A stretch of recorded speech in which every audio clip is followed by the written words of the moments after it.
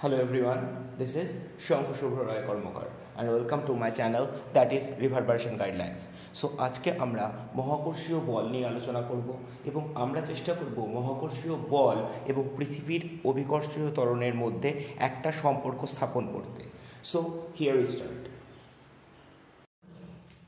আগের দিনের আলোচনা থেকে আমরা একটা জিনিস জেনেছিলাম যে যদি দুটি বস্তুর মধ্যে একটি বস্তুর ভর ক্যাপিটাল এম এবং অপর বস্তুর ভর যদি স্মল এম হয় এবং উহাদের মধ্যবর্তী দূরত্ব যদি স্মল আর হয়ে থাকে তাহলে মহাকর্ষীয় বলের মান হবে capital G capital M small m by R square.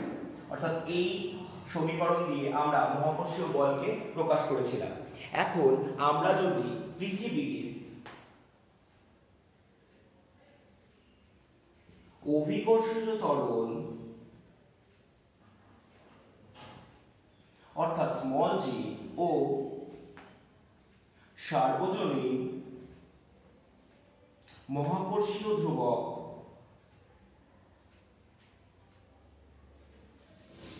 Capital জির মধ্যে সম্পর্ক নির্ণয় করার চেষ্টা করি তাহলে আমাদের কাছে এই উপরোক্ত সমীকরণটিকে ব্যবহার করতে হবে এবং আমরা মেইনলি চেষ্টা করব এই জাতীয় সম্পর্কটাকে এস্টাবলিশ করতে। রাইট, তো এই ক্ষেত্রে আমি যেটা ধরে নিচ্ছি সেটা হচ্ছে পৃথিবী একটি গোলীয় বস্তু। অর্থাৎ আমরা এই ক্ষেত্রে যখন প্রমাণ করব তখন সবার প্রথমে যেটা ধরে নেব পৃথিবীর আকৃতি সম্পূর্ণরূপে গোলীয়। তাহলে পৃথিবী সম্পূর্ণ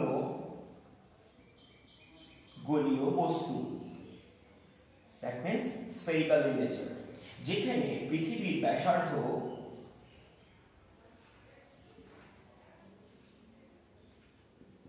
ক্যাপিটাল আর ও পৃথিবীর ভর ক্যাপিটাল এম। ক্লিয়ার? এখন আগের দিনের আলোচনা থেকে আমরা একটা জিনিস জেনেছিলাম যে যে কোনো মহাজাগতিক বস্তুর সকল ভর আমরা ধরে রাখি যে তার কেন্দ্রে আছে, তাহলে একটা জিনিস শিওর যে পৃথিবীর এই মোট ভর অবশ্যই কেন্দ্রে আছে। এখন যদি কোনো একটি বস্তুকে আমাকে রাখতে হয় পৃথিবীর ওপরে, অর্থাৎ আমি বা অন্য যে কোনো লোক বা যে কোনো বস্তু যদি পৃথিবীর ওপরে থাকে তারা কিভাবে থাকে? ধরা যাক যদি কোনো বস্তু এখানে থাকে তাহলে সেই বস্তুটি এইভাবে আছে, দাঁড়িয়ে আছে, অর্থাৎ এবং তার নিচের দিকে একটি বল ক্রিয়া করছে। এখন এই নিচের দিক কথার অর্থ একটু কমপ্লিকেটেড।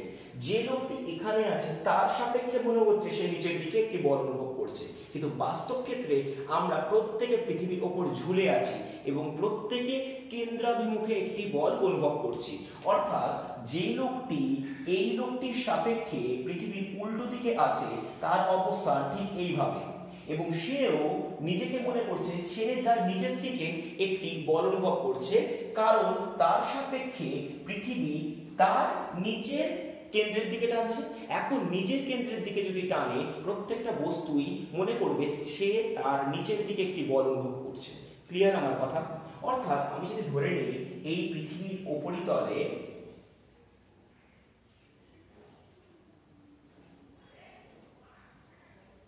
রাখা বস্তুর ভর স্মল এম, তাহলে পৃথিবী ও বস্তুর মধ্যে দূরত্ব ক্যাপিটাল আর। কারণ আমি এক্ষুনি বললাম যে পৃথিবীর মোট ভর কেন্দ্রে আছে এবং যার কারণে পৃথিবীর থেকে ওই বস্তুর দূরত্ব হবে পৃথিবীর ব্যাসার্ধ মাত্র। ক্লিয়ার আমার কথা? তাহলে এবার যদি আমরা বলতে চাই যে এই মুহূর্তে মহাকর্ষীয় আকর্ষণ বল কত, অর্থাৎ পৃথিবী ও বস্তুর মধ্যে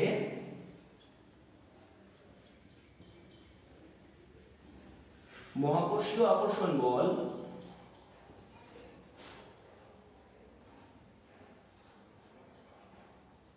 F সমান সমান capital G capital M small m by R square.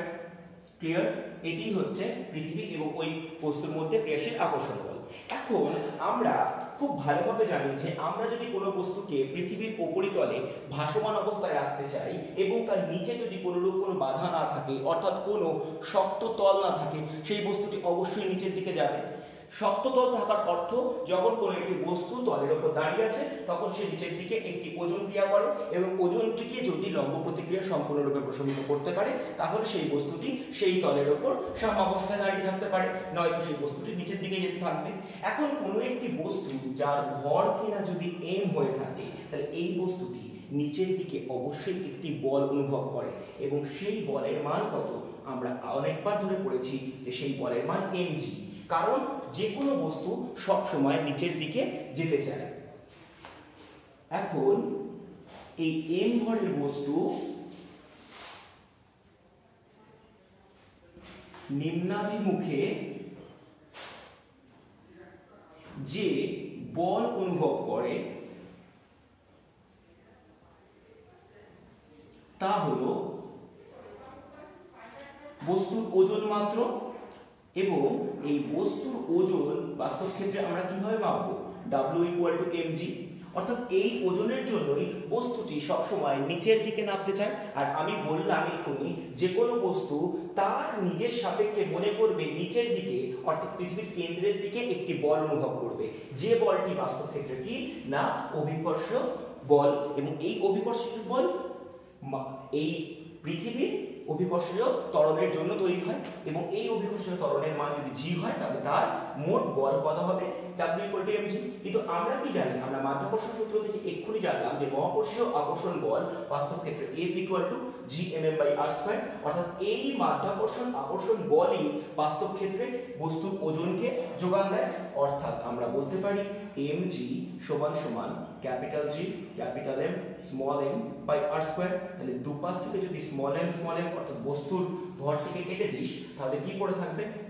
small g = capital G m/r², and that is the equation and relationship between the gravitational acceleration অর্থাৎ পৃথিবীর অভিকর্ষীয় ত্বরণ এবং ক্যাপিটাল G that is সার্বজনীন মহাকর্ষীয় ধ্রুবকের মধ্যে সম্পর্ক।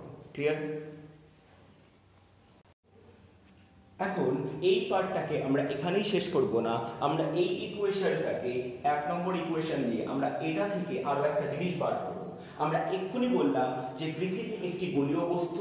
এখন যদি গোলীয় বস্তু হয়ে থাকে তাহলে পৃথিবীর আয়তন কত হবে? অবশ্যই গোলীয় তলের আয়তনের সাথে সমান হবে। তাহলে পৃথিবীর আয়তন আমি বলতেই পারি 4/3 পাই অফ ক্যাপিটাল R3। ক্লিয়ার? যেটা কিনা আয়তন v।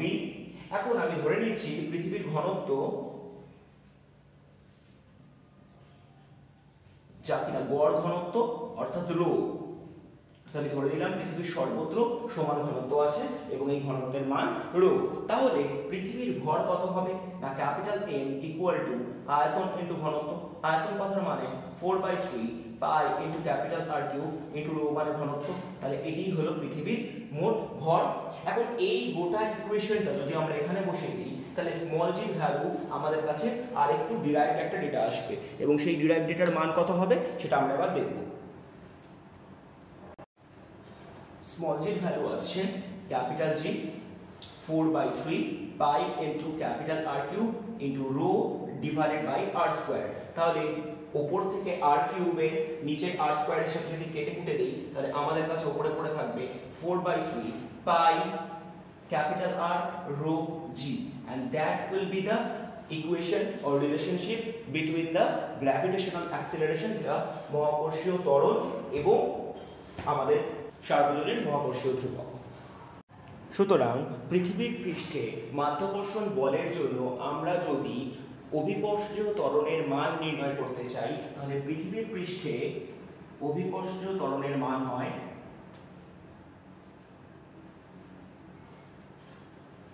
small g = capital G into capital M by r², আর নয়তো আমি এটাকে লিখতে পারি 4/3 pi into r into g into rho. অর্থাৎ এই দুটো হচ্ছে পৃথিবীর পৃষ্ঠের জন্য সমীকরণ। এখন আমরা যদি পৃথিবীর পৃষ্ঠে না থেকে পৃথিবী পৃষ্ঠ থেকে একটি নির্দিষ্ট উচ্চতায় উঠে যাই সেক্ষেত্রে অভিকর্ষীয় ত্বরণ কিভাবে পরিবর্তিত হবে। অর্থাৎ নেক্সট কেসে আমরা যেটা এবার করব যে পৃথিবী থেকে একটি নির্দিষ্ট উচ্চতায়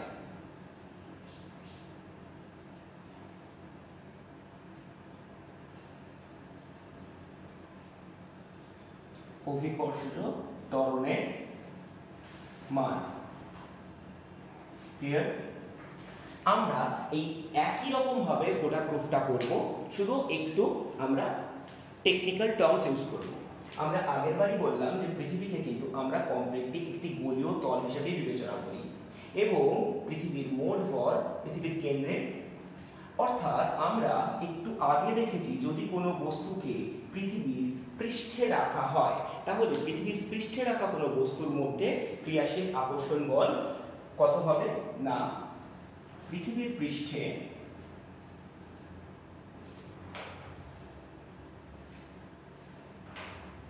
রাখা স্মল m ভরের বস্তুতে আকর্ষণ বল F equal to capital G capital M into small m divided by r square, কারণ পৃথিবীর ব্যাসার্ধ obviously capital R। ক্লিয়ার? এখন এই স্মল m ভরের বস্তুটিকে আমি পৃথিবীর পৃষ্ঠে না রেখে পৃথিবীর পৃষ্ঠ থেকে আরো h উচ্চতায় নিয়ে চলে গেলাম, অর্থাৎ এখন এই বস্তুটি পৃথিবীর কেন্দ্র থেকে মোট capital R plus small h দূরত্বে আছে, রাইট? তাহলে আমি যেমনটা লিখছি, এখন এই বস্তুটি পৃথিবীর পৃষ্ঠ থেকে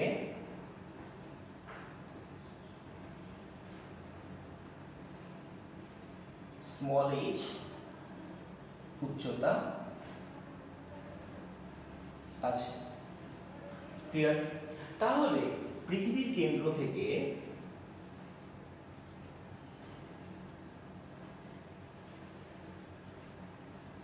উক্ত বস্তুর দূরত্ব হবে অবশ্যই capital R plus small h, কারণ আমরা কেন্দ্র থেকে দূরত্ব মাপব। এখন ওই উচ্চতায়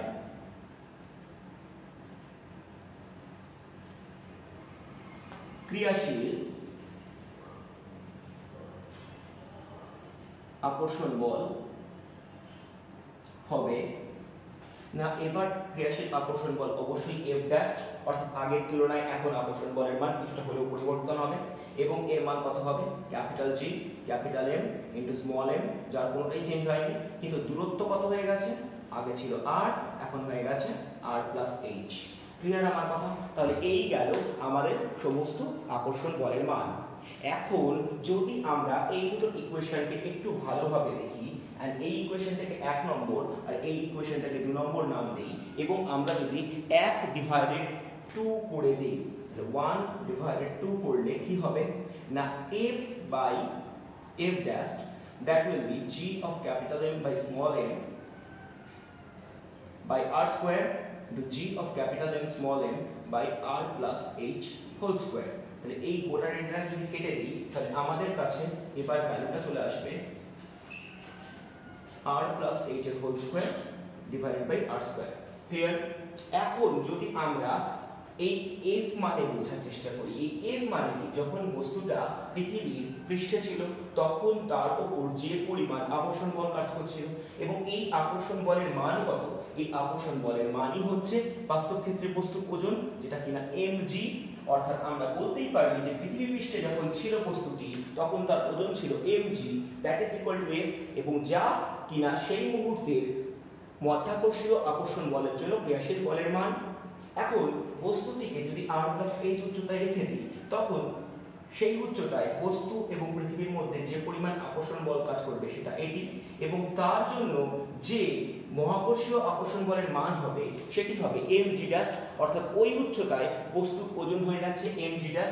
তাহলে আমরা এখানে লিখতে পারি this is mg dash, so this will be r plus h of whole square divided by r square. তাহলে এখান থেকে আমি mm কে ক্যান্সেল আউট করে দেব, তাহলে ক্যান্সেল আউট করে দিলে আমি কি করছি g ড্যাশ বাই g বার করছি, যেখানে আমি এটাকে পুরো রেসিপ্রোকাল করে দেব, this will be r by r plus h পুরোটার হোল স্কয়ার। ক্লিয়ার? তাহলে আমরা এখান থেকে যে ভ্যালুটা পাবো that is nothing but g dash, this will be g into r by r plus h এর হোল স্কয়ার। ক্লিয়ার? এখন আমরা এই ইকুয়েশনটা ততক্ষণ অবধি ব্যবহার করব যতক্ষণ এই h এর মান r এর সাথে তুলনীয় হয়, অর্থাৎ এই h যেটা কিনা পৃথিবীর পৃষ্ঠ থেকে তোলা উচ্চতা তা মোটামুটি ভাবে ইকুয়াল হয় r এর সাথে। কিন্তু যদি h এই পৃথিবীর ব্যাসার্ধ থেকে খুব খুব ছোট হয় তখন আমরা কি করব, এই g dash equal to r by r plus h power of square into g, এই গোটা ইকুয়েশনটাকে একটু মডিফাই করব। আমরা বাস্তব ক্ষেত্রে এটাকে লিখব r plus h by r power of -2, অর্থাৎ ইনভার্স ইকুয়েশনে লিখেছি। এখন যদি এটাকে ডিভাইড করে দিই এটা 1 প্লাস h বাই r পাওয়ারে হয়ে যাবে -2 ইনটু g।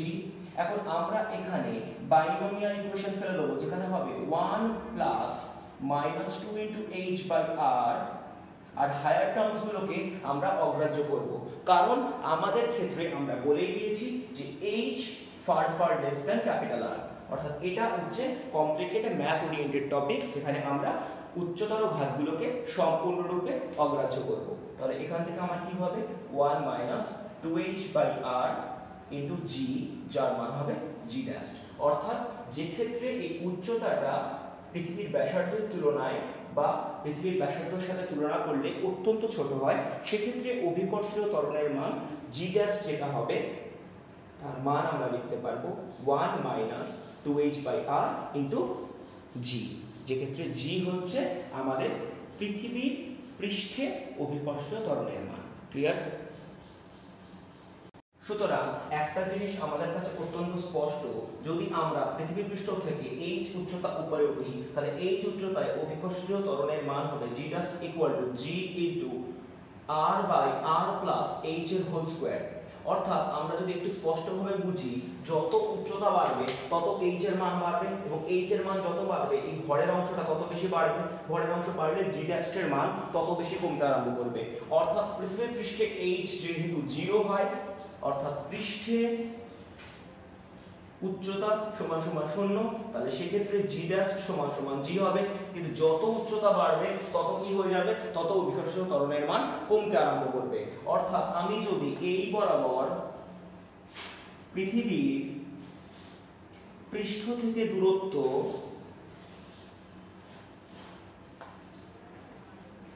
এই ডিরেকশনটাকে বোঝাই এবং এটিকে যদি আমি পৃথিবীর পৃষ্ঠ বোঝাই, তাহলে এই অবস্থায়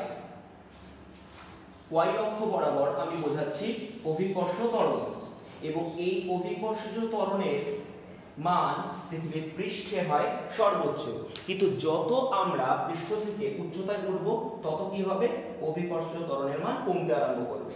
এবং আমরা যদি এই নির্দিষ্ট বিন্দুটাকে r প্লাস h ধরে নেই, তাহলে এই বিন্দুতে যে পরিমাণ ত্বরণের মান থাকবে সেটিকেই আমি g ড্যাশ দিয়ে একটু আগে লিখেছি।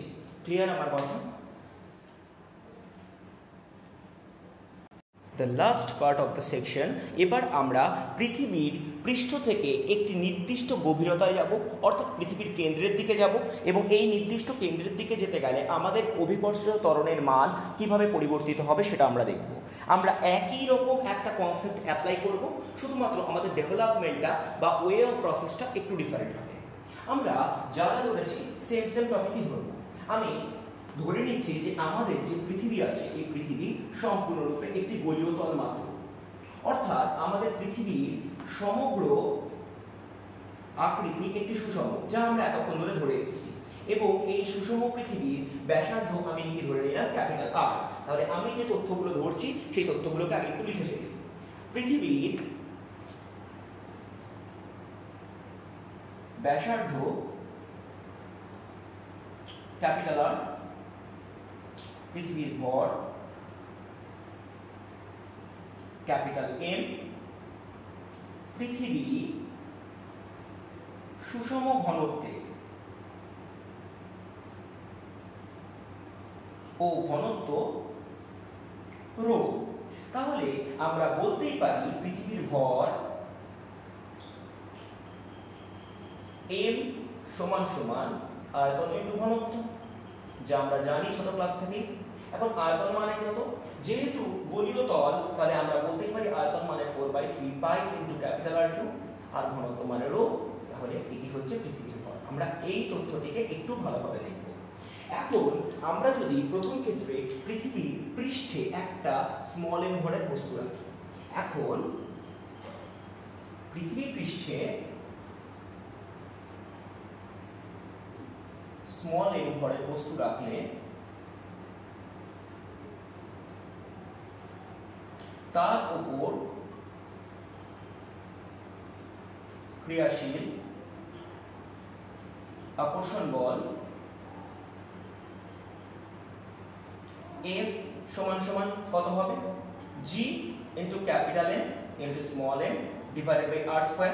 কারণ সেই মুহূর্তে যখন বস্তুটি পৃথিবীর পৃষ্ঠে ছিল তখন তার থেকে পৃথিবীর মোট দূরত্ব ছিল অবশ্যই পৃথিবীর ব্যাসার্ধের সাথে সমান। ক্লিয়ার? কিন্তু এবার আমরা পৃথিবীর ভরের মোট মানটি এখানে বসিয়ে দেব। তাহলে আমাদের এখানে কত হবে? ক্যাপিটাল জি, ক্যাপিটাল এম এর মান হচ্ছে 4/3 pi into capital R cube into rho into small m divided by R square. তাহলে এই পুরো ডেটাটাকে যদি ক্যালকুলেট করি, this will be 4/3 pi into capital G into rho into small m into capital R. তাহলে এটি হবে এই মুহূর্তে উক্ত বস্তু এবং পৃথিবীর মধ্যে ক্রিয়াশীল আকর্ষণ বলের মান। ক্লিয়ার? তাহলে এইটুকু ডেটা আমাদের কাছে এক্ষুনি পেলাম। এবার আমরা কি করব? এবার আমরা বস্তুটিকে পৃথিবীর পরিধিতে না রেখে পৃথিবীর পৃষ্ঠের ভেতরে কিছুটা দূরত্ব নিয়ে আসব, রাইট? অর্থাৎ এবার আমরা বস্তুটিকে পৃথিবী পৃষ্ঠে না রেখে আমরা পৃথিবী থেকে একটি নির্দিষ্ট গভীরতায় ঢুকিয়ে দিলাম। ধরা যাক আমরা বস্তুটিকে এবার এইখানে রাখলাম, যেখানে আমরা অলরেডি পৃথিবীর পৃষ্ঠ থেকে ডি দূরত্ব নিচে নেমেছি, অর্থাৎ ডি গভীরতায় আমরা প্রবেশ করেছি। অর্থাৎ এখন বস্তুটি পৃষ্ঠ থেকে ডি গভীরতায় রাখা হলো। ক্লিয়ার? এখন যদি ডি গভীরতায় রাখা হয় তাহলে এবার পৃথিবীর কেন্দ্র থেকে বস্তুর দূরত্ব কত? অর্থাৎ পৃথিবীর কেন্দ্র থেকে বস্তুর দূরত্ব capital R minus small D. কারণ আমরা এবার এইটুকু দূরত্ব নিয়েই আলোচনা করব। এই অবস্থায় বস্তুটিকে পৃথিবীর যে অংশটি আকর্ষণ করবে তা হবে এইটুকু অংশের পৃথিবী। তার কারণ হলো যখন বস্তুটিকে একটি নির্দিষ্ট গভীরতায় প্রবেশ করানো হচ্ছে তখন এই বাকি অংশের পৃথিবী কিন্তু তাকে কেন্দ্রের দিকে আকর্ষণ করতে পারবে না। অর্থাৎ পৃথিবীর যে অংশটি শুধু বস্তুকে আকর্ষণ করবে তা হলো এই আর মাইনাস স্মল ডি ব্যাসার্ধের পৃথিবী। অর্থাৎ এই অবস্থায় স্মল এম ভরের বস্তুকে কেন্দ্রের দিকে আকর্ষণ করবে capital R minus small d ব্যাসার্ধের পৃথিবী।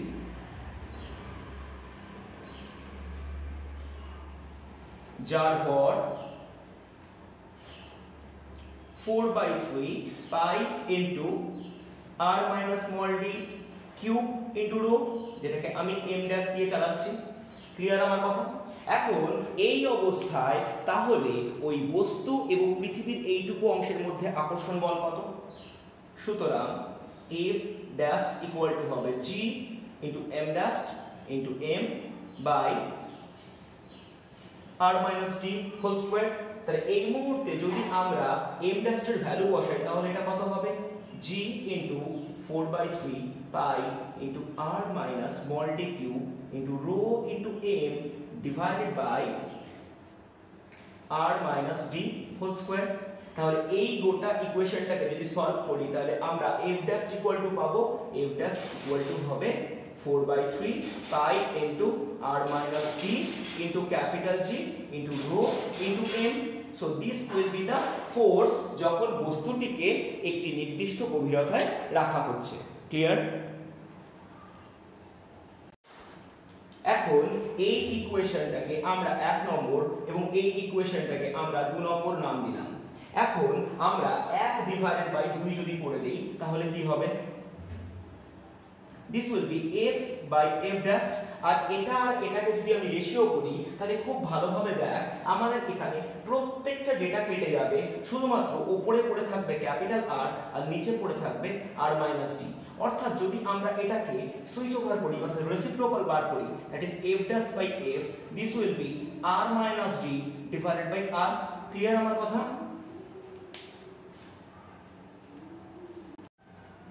এখন পৃথিবীর পৃষ্ঠে যে বল সেই বল F equal to mg।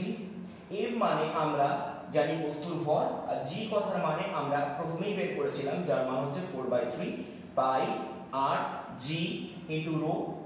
অন্যদিকে পৃথিবীর পৃষ্ঠ থেকে d গভীরতায় যখন বস্তুটিকে নিয়ে যাওয়া হচ্ছে তখন তার উপর আকর্ষণ বল F ড্যাশ, যাকে আমরা লিখছি m of g ড্যাশ, এবং যার মান আমরা আজকে বের করেছি m into 4/3 pi into capital R minus small d into g into rho। এখন আমরা এই f dash by f যদি করি তাহলে আমরা এখান থেকে কি পাবো? m of g dash by mg, that will be nothing but capital R minus d by capital R। তাহলে এখান থেকে small m কেটে গেলে g dash by g, that will be r minus d by r, যেটা কিনা আমরা লিখতে পারি 1 minus small d by capital R। তাহলে এখান থেকে আমরা g dash এর ভ্যালু পাবো g into 1 minus small d by capital R। Clear আমার কথা? সো এই অবধি আমরা একটা ইকুয়েশনকে এস্টাবলিশ করলাম যা আমাদেরকে অভিকর্ষীয় ত্বরণের মানকে বোঝাচ্ছে যখন আমরা পৃথিবীর পৃষ্ঠ থেকে একটি নির্দিষ্ট গভীরতার দিকে ক্রমশ অগ্রসর হব। অর্থাৎ যত গভীরে যাব তত d এর মান বাড়তে আরম্ভ করবে এবং অভিকর্ষীয় ত্বরণের মান কমতে আরম্ভ করবে। ক্লিয়ার আমার কথা? এখন আমরা প্রমাণ করব পৃথিবীর কেন্দ্রে বস্তুর ওজন শূন্য।